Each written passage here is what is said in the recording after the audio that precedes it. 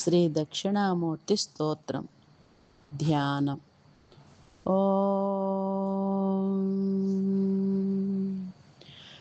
మౌన వ్యాఖ్యా ప్రకటిత పరబ్రహ్మతత్వం యువానం వార్షిష్టాంతేవ సదృశిగణైః ఆవృతం బ్రహ్మనిష్టైః ఆచార్యేంద్రం करकलितचिन्मुद्रमानन्दरूपं स्वात्मारामं मुदितवदनं दक्षिणामूर्तिमीडे वटविटपि समीपे भूमिभागे निषण्णं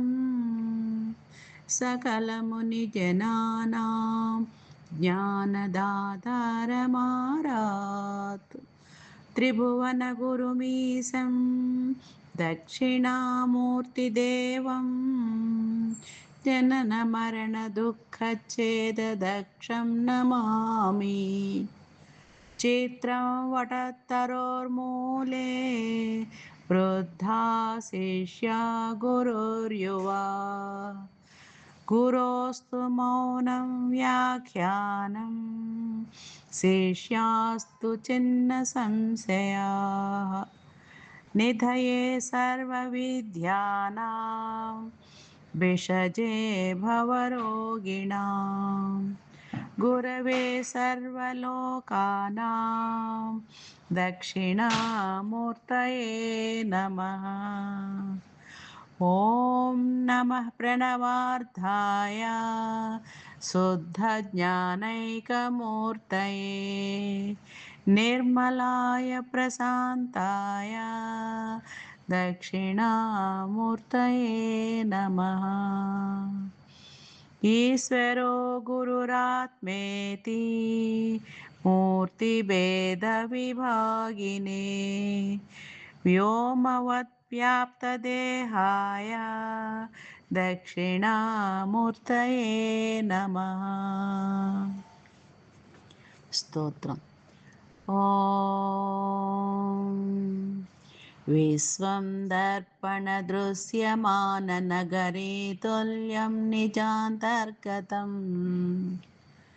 పశ్యన్నాత్మని మాయయా బహిరివోద్భూతం యథా నిద్రయా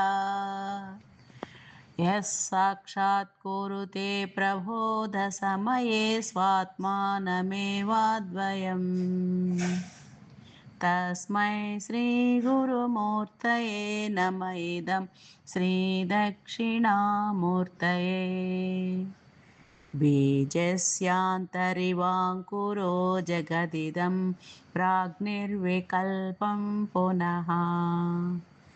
मायाकल्पितदेशकालकलना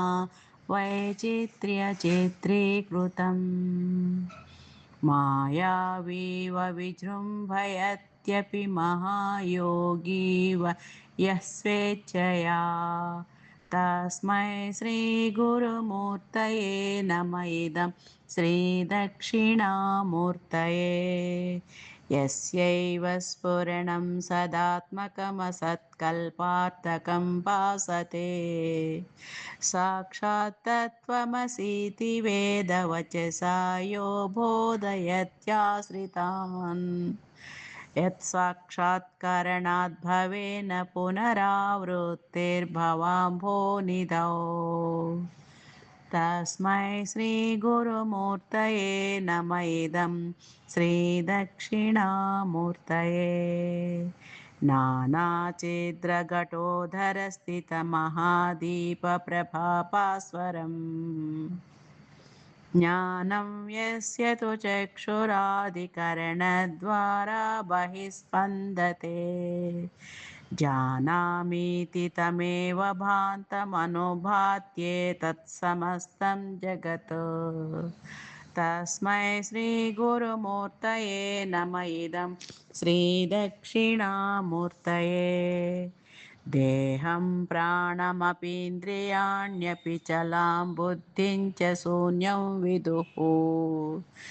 स्त्रीबालान्दजडोपमा स्वहमिति भ्रान्ता भृशंवादिनः मायाशक्तिविलासकल्पित महाव्यामोहसंहारिणे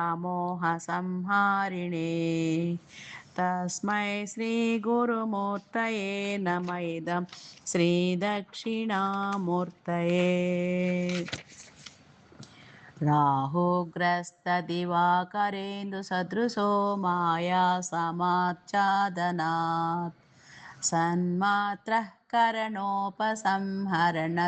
योऽभूत् सुषुप्तः पुमान् प्रागस्वाप्समिति प्रबोधसमये यः प्रत्यभिज्ञायते तस्मै श्रीगुरुमूर्तये नम इदं श्रीदक्षिणामूर्तये बाल्यादिष्वपि जाग्रदादिषु तथा सर्वास्वस्थास्वपि व्यावृत्तास्वनुवर्तमानमहमित्यन्तस्फुरन्तं सदा स्वात्मानं प्रकटीकरोति भजतां यो मुद्रया भद्रया तस्मै श्रीगुरुमूर्तये नम इदं श्रीदक्षिणामूर्तये विश्वं पश्यति कार्यकारणतया स्वस्वामि सम्बन्धतः शेष्याचार्यतया तथैव पितृपुत्राध्यात्मना वेदतः स्वप्ने जागृति वा य एष पुरुषो माया परिभ्रामितः तस्मै श्रीगुरुमूर्तये नम इदं श्रीदक्षिणामूर्तये भूरं वांस्यं नलो निलोम्बरमहर्नादो हिमांशुः पुमान् एत्याभाति चराचरात्मकमिदं यस्यैव मूर्त्यष्टकम् नान्यत्किञ्चिन विद्यते विमृशतां यस्मात् परस्मात् विभोः तस्मै श्रीगुरुमूर्तये नम इदं श्रीदक्षिणामूर्तये सर्वात्मत्वमिति स्फुटीकृतमिदं यस्मादमुष्मिं स्तवे तेनास्य श्रवणात् तदर्थमननात् ध्यानाच्च सङ्कीर्तनात् सर्वात्मत्वमहाविभूतिसहितं स्वादिस्वरत्वं स्वतः सिद्ध्येतत् पुनरष्टदा परिणतं चैश्वर्यमव्याहतम् ॐ